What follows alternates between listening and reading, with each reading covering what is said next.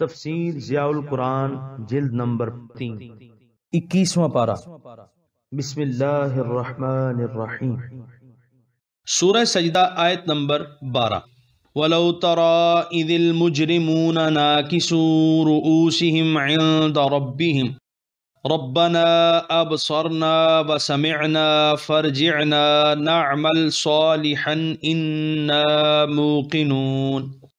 ترجمہ: اور کاش تم دیکھو جب مجرم اپنے سر جھکائے ہوئے اپنے رب کے حضور پیش ہوں گے، کہیں گے اے ہمارے رب، ہم نے اپنی آنکھوں سے دیکھ لیا اور کانوں سے سن لیا، پس ایک بار بھیج ہمیں دنیا میں، اب ہم نیک عمل کریں گے۔ سورہ سجدہ آیت نمبر 13۔ وَلَوْ شِئْنَا لَآتَيْنَا كُلَّ نَفْسٍ هُدَاهَا وَلَكِنْ حَقَّ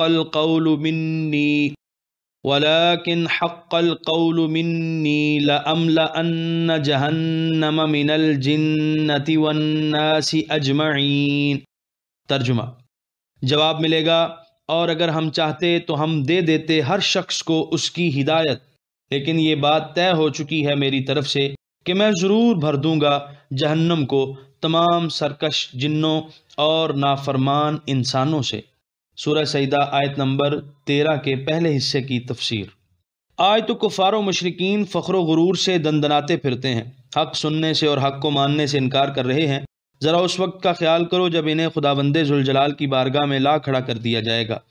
اس وقت فرت ندامت سے ان کے سر جھکے ہوئے ہوں گے، شرم کے مارے آنکھیں نہ اٹھا سکیں گے۔ عرض کریں گے اے ہمارے رب، تیرے رسول نے جن حقائق کے متعلق ہمیں خبردار کیا تھا اور دنیا میں جن کو تسلیم کرنے سے ہم انکار کر رہے تھے، آج ہم نے ان حقائق کو اپنی آنکھوں سے دیکھ لیا اور اپنے کانوں سے سن لیا۔ اب ہم غفلت کی نیند سے بیدار ہو گئے ہیں اور پکا وعدہ کرتے ہیں کہ تیری نافرمانی نہیں کریں گے۔ تو بڑا کریم ہے، ایک مرتبہ ہمیں موقع دیا جائے تاکہ ہم اپنی بندگی کا اظہار کر سکیں اور تیری اطاعت و فرمانبرداری کر کے سابقہ نافرمانیوں کے داغ دور کر سکیں، لیکن ان کی عرضداشت ٹھکرا دی جائے گی۔ دانائے شیراز نے کیا خوب کہا، یعنی اب غفلت کے گریبان سے سر کو اٹھاؤ تاکہ کل ندامت و خجالت کے باعث وہ جھک نہ جائے۔ اب جب کہ تیری آنکھیں سلامت ہیں اپنے گناہوں پر آنسو بہا، اور آج جب کہ تیرے منہ میں زبان ہے عذر خواہی کر لے۔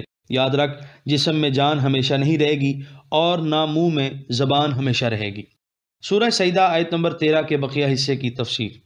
اگر ہم چاہتے تو ہم دے دیتے ہر شخص کو اس کی ہدایت، اور انہیں بتایا جائے گا کہ اگر ہم چاہتے تو کوئی شخص گمراہ نہ ہوتا۔ ہر شخص کی جبلت اور فطرت میں ہدایت کا نور رکھ دیا جاتا، سرکشی اور گناہ کرنے کی کسی میں طاقت ہی نہ ہوتی۔ فرشتوں کی طرح سب انسان متقی اور پرہیزگار ہوتے، لیکن ہماری حکمت کا یہ تقاضا نہیں۔ اس طرح نوع انسانی کی پیدائش کا مقصد فوت ہو جاتا، اور انسان کو جس شرف و کرامت سے سرفراز کرنا مقصود تھا اس کے لیے کوئی وجہ جواز نہ رہتی۔ انسان کی تخلیق سے ہمارا مقصد یہ ہے کہ اسے عقل اور فہم کا نور بخشا جائے، حق اور باطل کی راہوں کو اس کے سامنے واضح کر دیا جائے، انبیاء کرام آ کر اسے راہ حق پر چلنے کی دعوت دیں اور غلط روی سے بچنے کی تلقین کریں۔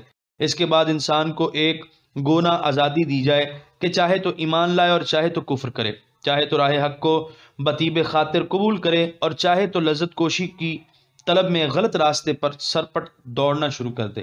جب وہ اپنی مرضی سے ہماری رضا کی خاطر ساری رکاوٹوں کو رونتا ہوا، مشکلات کا مقابلہ کرتا ہوا آئے گا تو ہم اپنے دستے کرم سے اس کے سر پر اپنی رضا کا تاج رکھ دیں گے، اور اگر اس نے عقل و فہم کے تقاضوں کو پس پشت ڈال دیا، انبیاء کی دعوت کو جان بوجھ کر ٹھکرا دیا، ہماری آیات سننے سمجھنے اور ان پر عمل کرنے سے انکار کر دیا، تو اسے واصل با جہنم کر دیا جائے گا اور اس کا ذمہ دار وہ خود ہوگا۔ لیکن میری بارگاہ عالی سے یہ فیصلہ صادر ہو چکا ہے کہ جبر و اکراہ سے کام نہیں لیا جائے گا، نہ کسی کو زبردستی راہ حق پر چلنے کے لیے مجبور کیا جائے گا اور نہ کسی کو جبراً فسق و فجور میں مبتلا کیا جائے گا۔ فمن شاء فلیؤمن ومن شاء فلیکفر، دعوت حق دے دی گئی ہے، حق و باطل میں امتیاز کر دیا گیا ہے، اب جس کا جی چاہے وہ ایمان لائے اور جس کا جی چاہے کفر اختیار کر لے۔ اس کا مطلب یہ نہیں کہ تمام جنوں اور انسانوں سے دوزخ کو بھر دیا جائے گا، بلکہ الجنہ اور الناس پر الف لام عہد خارجی ہے، اور اس سے مراد سرکش جن اور نافرمان انسان مراد ہیں۔ سورہ سجدہ آیت نمبر 14۔ فَذُوقُوا بِمَا نَسِيتُمْ لِقَاءَ يَوْمِكُمْ هَذَا إِنَّا نَسِينَاكُمْ وَذُوقُوا عَذَابَ الْخُلْدِ بِمَا كُنْتُمْ تَعْمَلُونَ۔ ترجمہ، پس اب چکھو سزا اس جرم کی کہ تم نے بھلا دیا تھا اپنے اس روز کی ملاقات کو، ہم نے تم کو نظر انداز کر دیا، اور چکھو ابدی عذاب ان کرتوتوں کے عوض جو تم کیا کرتے تھے۔ سورہ سجدہ آیت نمبر 14 کی تفسیر۔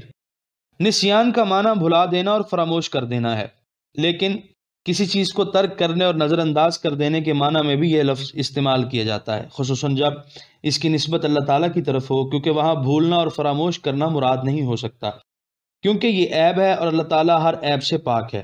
وہاں فقط ترک کرنا، نظر انداز کرنا کے معنی میں یہ لفظ مستعمل ہوگا۔ علامہ ابن منظور لکھتے ہیں کہ کفار کو کہا جا رہا ہے کہ تم نے روز قیامت کو آج تک بھلائے رکھا، اب اللہ تعالیٰ نے تمہیں نظر انداز کر دیا اور اپنی رحمت سے تمہیں محروم کر دیا، اب اس عذاب کا مزہ چکھو جس سے بچنے کی تلقین تمہیں صدہا بار کی گئی، لیکن تم نے پرواہ نہ کی۔ اب ہمیشہ کے لیے تمہیں جہنم میں رہنا ہوگا، یہاں سے نکلنے کے لیے سارے راستے بند کر دیے گئے ہیں۔ سورہ سجدہ آیت نمبر 15۔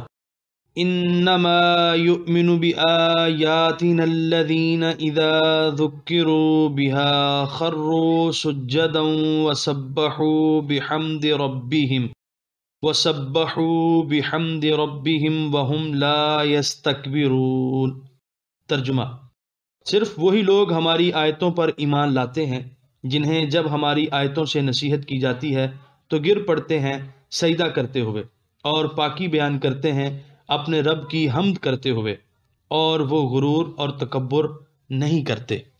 یہ آیت سجدہ تھی، لہٰذا سننے والوں پر سجدہ کرنا واجب ہے۔ سورہ سجدہ آیت نمبر 15 کی تفسیر۔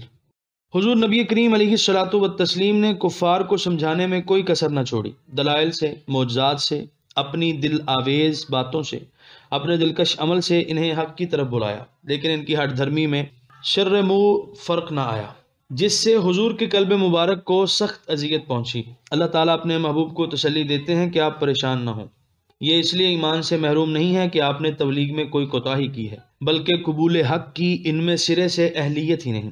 اگر سورج کی کرنوں سے پتھر روشن نہیں ہوتا تو یہ اس کی نااہلی ہے، سورج کی کرنوں کی تابانی تو ہر شک و شبے سے بالاتر ہے۔ ایمان کی دولت تو ان لوگوں کو عطا کی جاتی ہے جن میں یہ صفات موجود ہوں جن کا ذکر ان آیات میں ہے، ان بدبختوں میں تو ان صفات کا نشان تک نہیں، انہیں نعمت ایمان کیسے بخشی جا سکتی ہے۔ سورہ سجدہ آیت نمبر 16۔ تتجافى جنوبهم عن المضاجع يدعون ربهم خوفا وطمعا ومما رزقناهم ينفقون۔ ترجمہ، دور رہتے ہیں ان کے پہلو اپنے بستروں سے، پکارتے ہیں اپنے رب کو ڈرتے ہوئے اور امید رکھتے ہوئے، اور ان نعمتوں سے جو ہم نے ان کو دی ہیں خرچ کرتے رہے ہیں۔ سورہ سجدہ آیت نمبر 16 کی تفسیر۔ اہل ایمان کی مذکورہ بالا صفات کے علاوہ ایک صفت یہ بھی ہے کہ جب دوسرے لوگ اپنے نرم و گزاز بستروں پر محو استراحت ہوتے ہیں، گہری اور میٹھی نیند کے مزے لوٹتے ہیں، تو یہ درد محبت کے مارے اپنے پہلوؤں کو اپنے بستر سے دور رکھتے ہیں، اپنے رب کے حضور میں دست بستہ کھڑے ہو کر کبھی اس کی حمد و ثنا کرتے ہیں، کبھی اس کی بارگاہ اقدس میں جبین نیاز جھکاتے ہیں، کبھی دعا کے لیے دامن پھیلا دیتے ہیں اور اپنے کریم و رحیم پروردگار سے اس کے فضل و کرم کی بھیک مانگتے ہیں۔ ان کے دعا کرنے اور مانگنے کا انداز بھی نرالا ہے۔ ساری رات اس کے ذکر میں گزر گئی، لیکن پھر بھی اپنی کوتاہیوں کا احساس بے چین کر رہا ہے، اور اس کی بے نیازی کا تصور کر کے دل کانپ رہا ہے، لیکن اس کی بے نیازی اور اپنی کوتاہیوں کے شدید احساس کے باوجود مایوس نہیں ہے، بلکہ اس کے فضل و کرم پر تکیہ کیے ہوئے دامن پھیلا رہے ہیں۔ وہ جانتے ہیں کہ ان کا رب بڑا رحیم و کریم ہے۔ جو شخص اس کے حضور میں دست سوال پھیلاتا ہے، اس کی شان کریمی اسے خالی واپس نہیں کرتی۔ بیم و رجا کی اس کشمکش میں وہ اپنے شب و روز گزارتے ہیں۔ اس آیت میں ان لوگوں کی طرف اشارہ ہے جو رات ڈھلنے کے بعد اپنے بستروں سے اٹھتے ہیں اور نماز تہجد ادا کرتے ہیں۔ بعض علماء نے اس سے اوابین کے نفل بھی مراد لیے ہیں جو مغرب اور عشاء کی نماز کے درمیان پڑھے جاتے ہیں۔ تتجافا کا معنی دوری اور بعد ہے، مداجعن مدجعن کی جمع ہے، اس کا معنی سونے کی جگہ۔ سورہ سجدہ آیت نمبر 17۔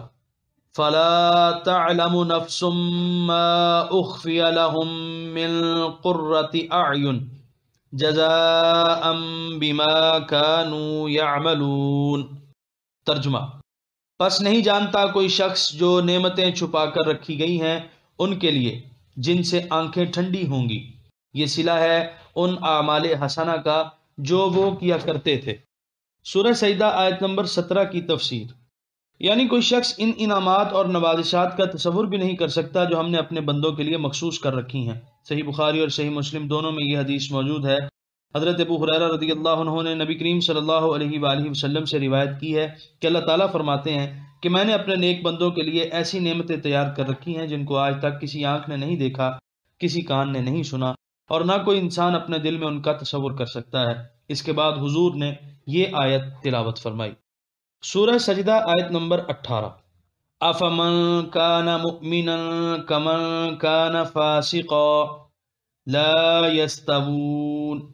ترجمہ، تو کیا جو شخص ایماندار ہو وہ اس کی مانند ہو سکتا ہے جو فاسق ہو؟ نہیں، یہ یکساں نہیں۔ سورہ سجدہ آیت نمبر 18 کی تفسیر۔ ارشاد ہوتا ہے کہ مومن اور فاسق یکساں نہیں ہیں۔ فاسق سے مراد یہاں باغی ہے جو اللہ تعالیٰ کی اطاعت ترک کر کے خود مختاری کا دعویٰ کرتا ہے یا غیر خدا کی اطاعت اختیار کرتا ہے۔ سورہ سجدہ آیت نمبر 19۔ اما الذین آمنوا وعملوا الصالحات فلہم جنات المأوى نزلا بما كانوا يعملون۔ ترجمہ، پس جو لوگ ایمان لائے اور نیک عمل کرتے رہے تو ان کے لیے جنتیں ہمیشہ کا ٹھکانہ ہیں بطور ضیافت ان نیکیوں کے عوض جو وہ کیا کرتے تھے۔ سورہ سجدہ آیت نمبر 19 کی تفسیر۔ مومن اور کافر کی زندگی، عمل اور انجام میں واضح تضاد ہے، اس لیے وہ یکساں کیسے ہو سکتے ہیں؟ ان آیات میں اس تضاد کی وضاحت فرما دی۔ سورہ سجدہ آیت نمبر 20۔ وَأَمَّا الَّذِينَ فَسَقُوا فَمَأْوَاهُمُ النَّارُ كُلَّمَا أَرَادُوا أَن يَخْرُجُوا مِنْهَا أُعِيدُوا فِيهَا وَقِيلَ لَهُمْ ذُوقُوا عَذَابَ النَّارِ الَّذِي كُنْتُمْ بِهِ تُكَذِّبُونَ۔ ترجمہ، اور جنہوں نے نافرمانی کی تو ان کا ابدی ٹھکانہ آگ ہے۔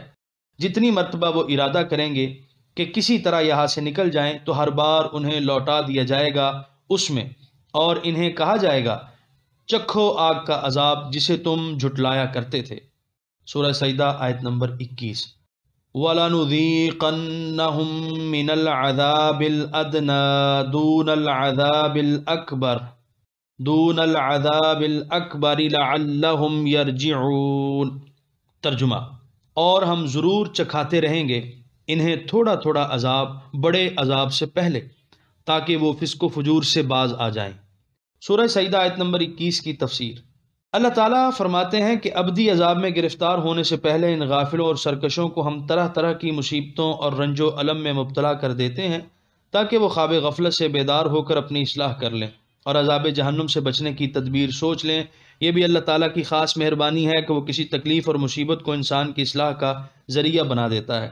وہ نعمت و راحت جو انسان کو غافل اور سرکش بنا دے، اس سے وہ مصیبت 1000 درجہ بہتر ہے جو انسان کو گناہوں سے باز رکھنے کا سبب بن جائے۔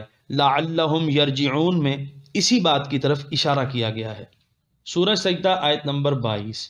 وَمَنْ أَظْلَمُ مِمَّنْ ذُكِّرَ بِآيَاتِ رَبِّهِ ثُمَّ أَعْرَضَ عَنْهَا إِنَّا مِنَ الْمُجْرِمِينَ مُنْتَقِمُونَ۔ ترجمہ، اور کون زیادہ ظالم ہے اس سے جسے نصیحت کی گئی اس کے رب کی آیتوں سے پھر اس نے روگردانی کی ان سے، بے شک ہم مجرموں سے ضرور بدلہ لیں گے۔ یہاں پر 21ویں پارے کا 15واں رکوع مکمل ہوا۔